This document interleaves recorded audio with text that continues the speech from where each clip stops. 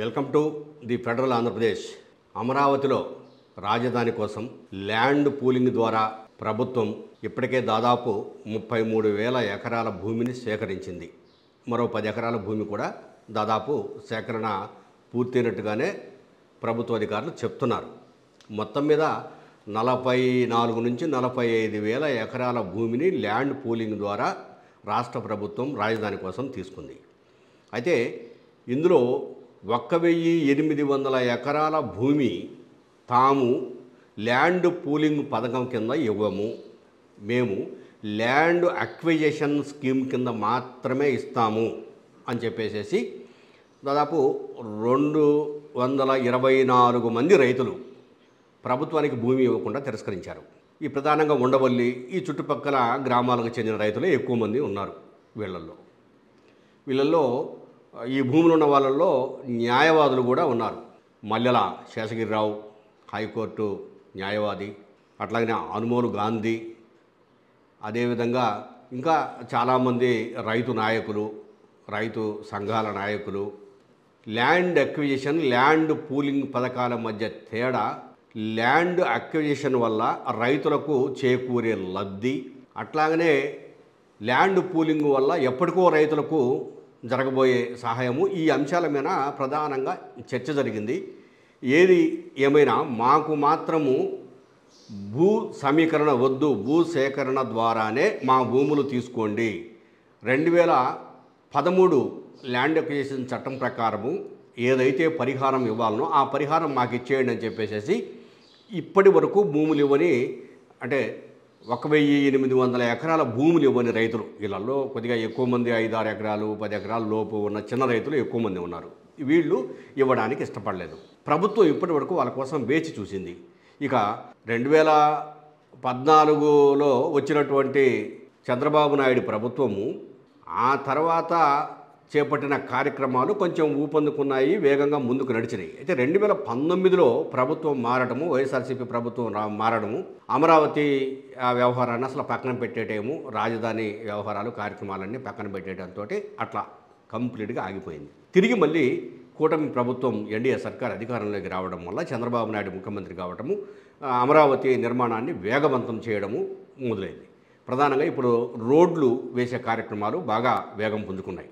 CRDA కార్యాలయము ఈ మంత్లో ప్రారంభిస్తామని అన్నారు. ముందు ఆగస్టు 15 అనుకున్నారు, కానీ కొన్ని చిన్న పనులు పూర్తి కాలేదు. ఇక సిఆర్డీఏ కార్యాలయం పూర్తి అయిపోతుందంటే ప్రతి కార్యక్రమము సిఆర్డీఏ కార్యాలయం ద్వారా ముందుకు వెళ్ళాలనే ఆలోచనలో ప్రభుత్వం ఉంది. ఈ మేరకు నారాయణ గారు మున్సిపల్ శాఖ మంత్రి ఈ విషయాలన్నీ కూడా స్పష్టం చేశాడు. అంటే నిన్న జరిగినటువంటి సిఆర్డీఏ 52వ సమావేశంలో ఒక ప్రధానమైనటువంటి నిర్ణయం తీసుకున్నారు. ఇప్పటి వరకు ఎవరైతే ఈ 1,800 ఎకరాల భూమిని అమరావతి రాజధాని కోసం ఇవ్వలేదో, ఇక వాళ్లకు మనము భూ సేకరణ పథకం కిందనే ముందుకెళ్ళేసేసి నోటిఫికేషన్లు ఇచ్చేసేసి స్వాధీనం చేసుకొని పనులు పూర్తి చేద్దామనే నిర్ణయానికి వచ్చారు. ముఖ్యమంత్రి గారు కూడా ఆ విషయాన్ని స్పష్టం చేశాడు. నారాయణకు తెలియజేస్తూ వెంటనే భూసేకరణకు సంబంధించిన నోటీసులు ఇచ్చేసేయండి, ఆ తర్వాత ఆ భూమిని స్వాధీనం చేసుకొని ఏవైతే రోడ్లు వేస్తున్నారో ఆ రోడ్లను వెంటనే స్పీడ్గా కంప్లీట్ చేయాలి. ప్రధానంగా మెయిన్ రోడ్లకు ఇచ్చే స్థలాలలో భూముల్లో ఇలా భూములు ఉన్నాయి. ఇవి ఎప్పుడైతే స్వాధీనం చేసుకుంటారో మెయిన్ రోడ్స్ అన్నీ కూడాను హైవేకు మిగిలిన ప్రాంతాలకు అనుసంధానం అయిపోయి ముందు రోడ్డు వ్యవస్థ అంతా కంప్లీట్ అవుతుంది. ఆ తర్వాత ఏదన్నా మిగిలింది ఉంటే కొంత చూద్దామనే ఆలోచనలో ప్రభుత్వం ఉంది. అయితే కొంతమందిది ల్యాండ్ పూలింగ్ కింద తీసుకోవడము, ఇప్పుడు ఈ 1,800 ఎకరాలు ల్యాండ్ అక్విజిషన్ కింద తీసుకోవడము, ఇది కొంచెము అంటే రైతుల్లో ఒక విధమైనటువంటి ఆందోళన భావము, అట్లాగనే చర్చకు దారితీసింది. ఇప్పుడు ల్యాండ్ పూలింగ్ కింద భూములు ఇచ్చినటువంటి వాళ్ళు దాదాపు 11 సంవత్సరాలు అయిపోయింది. ఇంతవరకు వాళ్ళ భూములు తీసుకున్నారు, వాళ్ళకు ప్లాట్లు వేసి రిజిస్ట్రేషన్లు చేసి ఆ భూములను వాళ్ళకు అప్పచెప్పలేదు. పైగా విచిత్రం ఏంటంటే ఆ భూములను మార్టిగేజ్ చేసి బ్యాంకుల్లో కూడా రాష్ట్ర ప్రభుత్వం అప్పులు తీసుకుంది. మా భూములు తీసుకున్నారు, మీరు అప్పులు తెచ్చుకున్నారు, ప్రభుత్వానికి కావాల్సిన కార్యక్రమాలన్నీ కొనసాగిస్తున్నారు, కానీ మాకు ఇవ్వాల్సినటువంటి ఒక ఎకరాకు ఇదిగో ఏదైతే ఒక 1000 గజాలు కమర్షియల్ ప్లాట్ అనుకున్నాము, 400 గజాలు రెసిడెన్షియల్ ప్లాట్ అనుకున్నాము, అవి ఎందుకు ఇంతవరకు ఇవ్వలేదు, మాకు క్లియర్ చేయలేదు అనేది రైతుల్లో ఎక్కువ ఆందోళన ఉంది.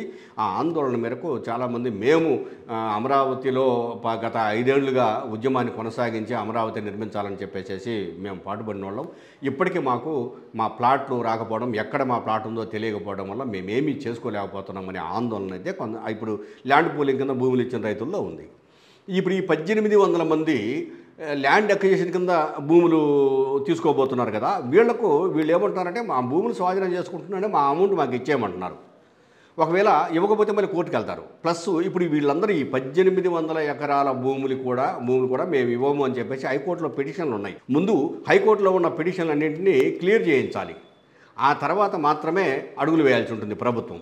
ఏమైనా ఇవన్నీ ప్రభుత్వము అధికార యంత్రాంగం అందరూ ఉండరు కాబట్టి అన్నీ చేసేస్తారు. అయితే ఈ ల్యాండ్ అక్విజిషన్ కింద తీసుకుంటున్నటువంటి రైతులకు ఇప్పుడు ఒక ఎకరాకు ఇదిగో ఇంత రేటు ఉందంటే అంతకన్నా 4 రెట్ల రేటు ఈ 2013 యాక్ట్ కింద చెల్లించాలి. కానీ ల్యాండ్ పూలింగ్ వాళ్ళకి అట్లా కాదు. అది అభివృద్ధి అయ్యి బాగా ఉండి మంచి రైజ్ అయితే భూమికి రేటు వస్తే వాళ్ళ భూమిని అమ్ముకున్నా ఉంచుకున్నా వాళ్ళకు మంచి వాల్యూ ఉంటుంది. వీళ్ళకి మాత్రము రావాల్సినటువంటి పరిహారము ప్రభుత్వ నిబంధనల ప్రకారము ఇచ్చేస్తారు. ఈ రెండింటి మధ్య వ్యత్యాసము, ఈ తేడాలు ఎందుకు అంటే మేము భూమి ఇవ్వమని పట్టుబట్టినప్పుడు మమ్మల్ని బలవంతంగానైనా తీసుకోవాలని చెప్పేసి ల్యాండ్ అక్విజిషన్కు ఈ ప్రభుత్వము పోతుంది. అంతకుముందు ల్యాండ్ పూలింగ్ కింద వాళ్ళకైతే ఆటోమేటిక్గా ఇచ్చేసింది. ఈ అంతరాలు వీళ్ళ మధ్య జరుగుతున్న చర్చ దీనంతా పరిష్కరించడానికి ప్రభుత్వ యంత్రాంగము ఏ విధమైనటువంటి కార్యాచరణ వ్యూహము రూపొందిస్తుందో అనే చర్చ ఇంకా అమరావతి రైతుల్లో భారీగా జరుగుతూ ఉంది.